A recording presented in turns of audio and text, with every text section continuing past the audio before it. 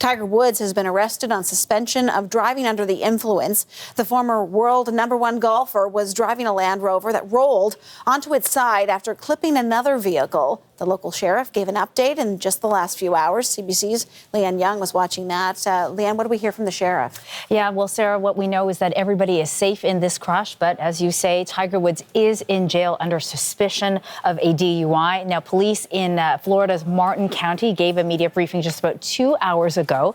And so this crash happened about 2 o'clock in the afternoon. This is Eastern time. It was on Jupiter Island. This is actually near Tiger Woods' home. It's in South Florida, just off of the coast.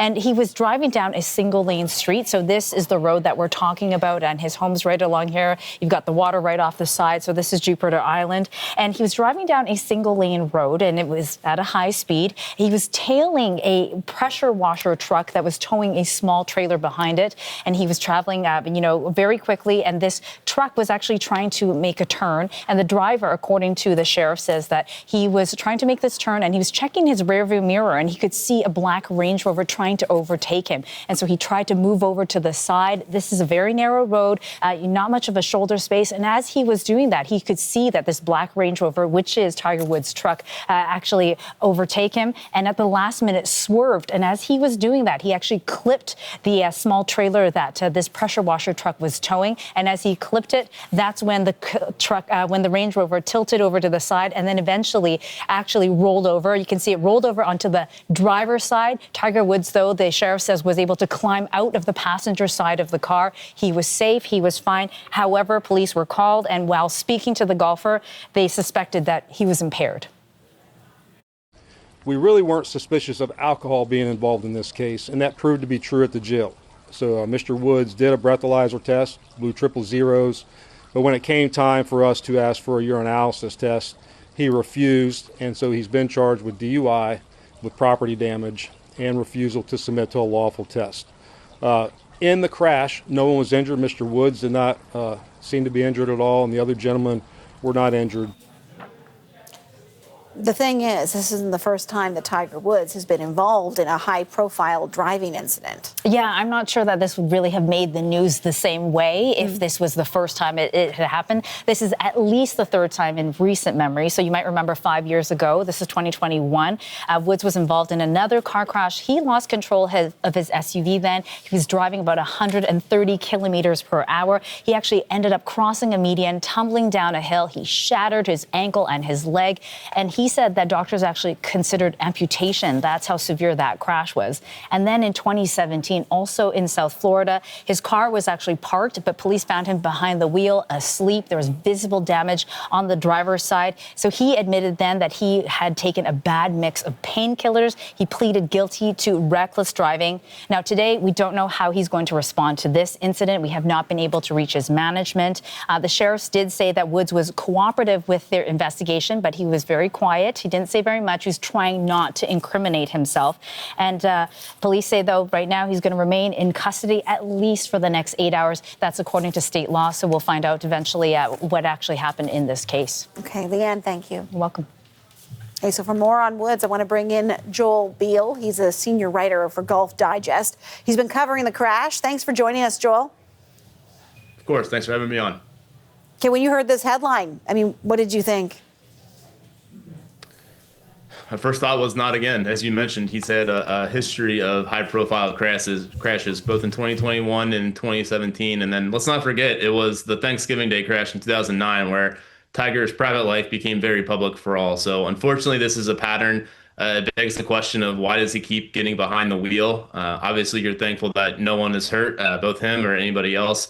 But going forward, it really begs the discussion of what is this guy doing where he needs to keep getting behind the car and compromising situations. You've obviously covered Tiger Woods throughout the years here.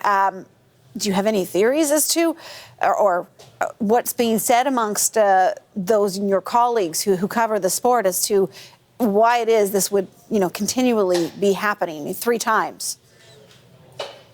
I think the main vibe I would say is just worry. Today was actually supposed to be a possible announcement that Woods was making his return to competitive golf. He hasn't played in an official tournament since 2024. Now, he made an appearance earlier this week at the TGL Finals, the simulator league he helped co-owns. But there was real genuine hope that he would come out today and say he was playing in the Masters in 2 weeks' time. So to have this happen and to see how far that really is, I mean, even in the crash photos, we're seeing that he was in practice gear, so he was possibly gearing up for that. But it just shows there's other matters that need more importance than playing right now. It really puts the idea of Tiger coming back inside the ropes. That makes that seem like a very far distant future. Beyond the experts, and I will put you in that category, those who cover the sport, the wider golf community, Tiger Woods is such a figure within it. What is the reaction there? I think the reaction is, unfortunately, this guy, as good as he's been inside the ropes, the last 15 years, he's been kind of knowing what's gone on outside of it. Like I mentioned, he hasn't really played golf in 2 years. He's transitioned more to a advisory role with the PGA Tour, and all the other news kind of has to do with his dating life, his son, what his role is in the PGA Tour's war with Live Golf. So to have this happen was just kind of a reminder of how far that Tiger Woods, the golfer prospect, has really kind of come. Given that it has happened twice before, now this is the third time, and after each time there's been, and not even just about these kinds of incidents involving vehicles, he's dealt with a lot of negative headlines over the years, as we all know. How does he seems to continually come back from that? He seems to be continually welcomed, or there's been a desire to have him return to the sport. How does he keep coming back from it?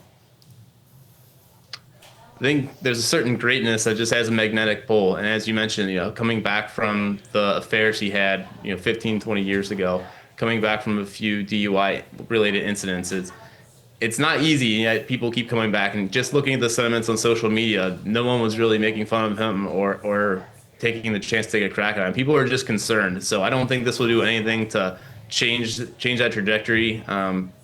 Sports fans are a very loyal bunch. They're willing to put up with a lot. I think in this matter, they just want Tiger healthy and happy again, and hopefully this is just a small bump. Yeah. What are you watching for next in terms of Tiger Woods and his next steps? Well, the Masters is less than 2 weeks. He was expected, even if he didn't play, to at least show up on property. So I would be, at this point, surprised if he comes out for that. If he doesn't come to the Masters, at that point, we might not see him again. Maybe not till December. He runs a charity event in the Bahamas, where he's made annual appearances. But there's a very good chance we might not see Tiger for months now. So if we don't see him at Augusta, I'm not sure when the next chance will be. Obviously, then there's the law component of this. As we've discussed, there have been past incidences. So what type of penalties is he facing from the state of Florida? There are other ventures he has that people are kind of looking forward to. As we mentioned, he's been a big part of the PGA Tour's future plans with the new schedule. There was supposed to be an announcement in June. I don't think he's going to be a part of that anymore. So he wasn't exactly one that had a very public life to begin with, but I think you're going to see him proceed even further into his private life going forward.